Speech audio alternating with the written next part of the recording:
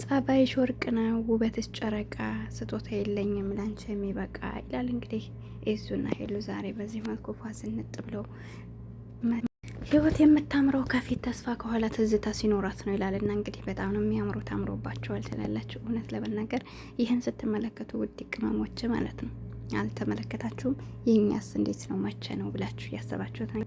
እና ለሁላችሁም አላህ የረፍት እንጀራ ይስጣችሁ። በተለይ ስደት ላይ በቃ የለፋችሁ የደከማችሁ ቤተሰቦች ማለት ነው አላህ ያልታሰበውን ርዝቅ ሰጥቷችሁ የራሳችሁን ህይወት ሰላም ባለው ህይወት እንድትኖሩ ፈልጋለሁ እና ዱዓዬ ነው። ሁላችሁም በዱዓ እንተሳሰብ።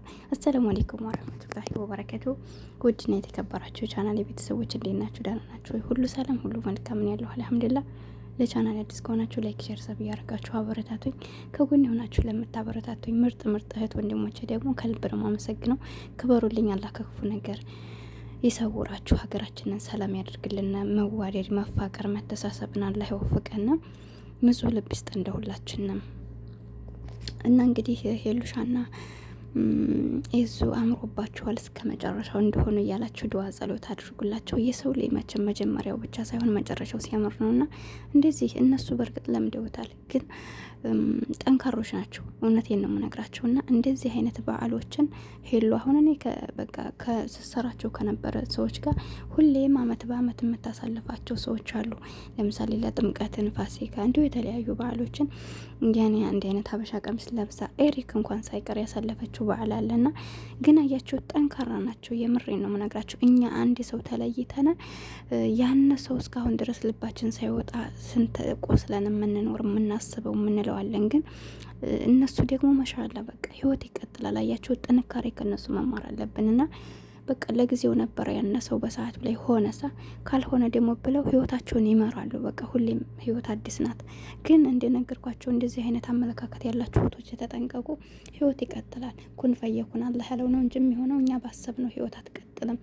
እሱ ያለውን ነገር እየፈቀደልን ሰዓት ነው የምንኖረውና ማንኛውም ሰው በህይወታችሁ ቢመጣ አትጉዱት እንጂ እሱን አታስከፉት እንጂ ምንም አይነት ነገር ቢፈጠር አልሐምዱሊላህ ያላችሁ ህይወታችሁ ወደፊት መቀጠል አለባችሁ።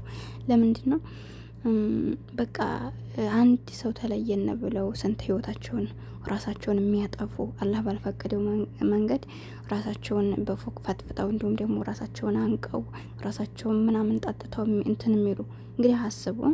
እንደዚህ አይነት አመለካከት ያላችሁ ሰዎች ባካችሁ ተጠንቀቁ። በተለይ በስደት ላይ ማለት ነውና ህይወት ይቀጥላል። እናንተ ሁሌም መልካም ሆኖ መልካም ነገር ይሰጣችኋልና እኔ በጣም ነው ደስ ያለኝ እና ልላችሁ የፈለኩት እንግዲህ ሄሉሻን አላህ የመጨረሻው ያደርግላት። ካሁን በኋላ ከየዙ ጋር ተጋብተው የራሳቸውን ህይወት የሚኖሩበትን ፍቅርን፣ እውነተኝነትን፣ መተማመንን አላህ ይስጣቸው። ደግሞ ሰብስክራይብ እየጨመረ አይደለም። እውነት ለመናገር ከሰባ ቤት ምንም አልወጣም ስንት ጊዜያቸው ማለት ነውና የምታዩ ሰዎች አዲስ ከሆናቸው ሰብስክራይብ አድርጓቸው ይስሩ ማለት ነው። እንደዚህ መልካም ነገር ሲሰሩ የራሳቸውን ነገር ሲያራምዱ መጥፎ ነገር የሌለው ብናበረታታቸው ጥሩ ነው እና ሰብስክራይብ እኛንም እነሱንም አድርጉ እንላቸዋለሁ። መስራት የምትፈልጉ ኑ ቶሎ አብረን እንስራ። በተረፈ እንግዲህ አይታችኋል። ደስ ብሏቸው በዓላቸውን ከቤታቸው ዘና ፈታ ብለው እያሳለፉ አንድ አይነት ለብሰው ነበርና እኔ ሁሌም በቃ የሆነ ነገር ራሱ ሲሰማኝ አስባለሁኝ አገሬ ላይ ገብቼ በቃ እኖራለሁ እኮ እንደዚህ ብዬ አስባለሁና በስደት ላይ ያላችሁ እህቶች እባካችሁ እየለፋችሁ የራሳችሁን ነገር ቋሚ አድርጉ። ምናልባት እስካሁን አመታትን ቆይታችሁ ምንም ነገር የሌላችሁ ሰዎች ትኖራላችሁ። ግን ምንም እንዳይመስላችሁ ያለፈው አለፈ። ካሁን በኋላም ቢሆን እየደከማችሁ ብራችሁን በምኑ አታጠፋፉ። የራሳችሁ የሆነ ነገር ለመያዝ ሞክሩ። ቦታ ምንም በቃ የሆነ ነገር ብራችሁን ሴፍ አድርጋችሁ አስቀምጡ። ለምንድን ነው እዚህ ደክማችሁ እዚህ እኮ ምን ደክመው ጉልበታችን ብቻ አይደለም ውበታችንን እያጣነ ሰውነታችን ካሁን በኋላ ልጅነት አይመጣም። እድሜያችን በጨመረ ቁጥር ሰውነታችን ውበታችን እየረገፈ ነው የሚሄደው፣ አይምሯችን፣ አመለካከታችን። ስለዚህ እባካችሁ በቃ ካሁን በኋላ እስከ ዛሬ ስላላስቀመጥን ካሁን በኋላ ህይወት ምንድናት ብላችሁ አታስቡ እና ካሁን በኋላ የሚደርሳል። ዋናው የሰው ልጅ ጤና ነው እና ምንም ነገር ሳይኖር እነዚህ ደረጃ ከደረስነ አሁንም ተነስታችሁ መሆን ትችላላችሁ። ተስፋ መቁረጥ ነው በህይወታችን ከባዱ ነገር እና እስከ ዛሬ ያላችሁ ካላችሁ ላይ ጨምሩ። የሌላችሁም ደግሞ አሁንም ሀብላችሁ ጀምራችሁ የራሳችሁን ነገር ለማስተካከል ሞክሩ። እየለፋችሁ በሽተኛ እየሆናችሁ ምን እያላችሁ ነገ ጧት እናንተ ምንም ከሌላችሁ ማንም አይወዳችሁ። ቤተሰብ ራሱ የምሬ ነው የምነግራችሁ። እና ማንም ሰው ሲኖራችሁ ነው የሚወዳችሁ። እናት አባት እድሜያቸው እየሄደ በህይወት ላለመኖር ይችላሉ። ህይወታቸው ሊያልፍ ይችላል። እና ቤተሰቦች ሁሌም ራሳችሁን የምታወጡበትን ነገር በርቱ፣ ጠንክሩ። ሁሌም እመክራችኋለሁ። ለምንድን ነው እኔ ብዙ እህቶችን እዚህ ሀገር ላይ ኖረው ሀገር ሲሄዱ ምንም ነገር ሳይኖራቸው ያለውን ሁኔታ ከቤተሰብ ያለውን አቀባበል ባል ካላቸው ባላቸው ብራቸውን አጥፍቶ ወይ አግብቶ ታገኘዋለ ወይ የሆነ ነገር። እኔ ባለፈው በቅርብ ራሷን ያጠፋይ ላይ ያለቻለሁ ወደ ኦሮሚያ ክልል ለቀውት ማለት ነው። እና ለስንት አመት ኑራ ሀታ ለው አስቀምጠንላችኋል እያሉ ብራቸው ተበልቶባቸው እዛ ሲሄዱ ግን ምንም እንደሌላቸው ሲነገራቸው በቃ ቀውሰው ራሳቸውን አጥፍተው የሚሞቱ ሰዎች አሉና አላህ ይጠብቀን ከእንደዚህ አይነት ነገር።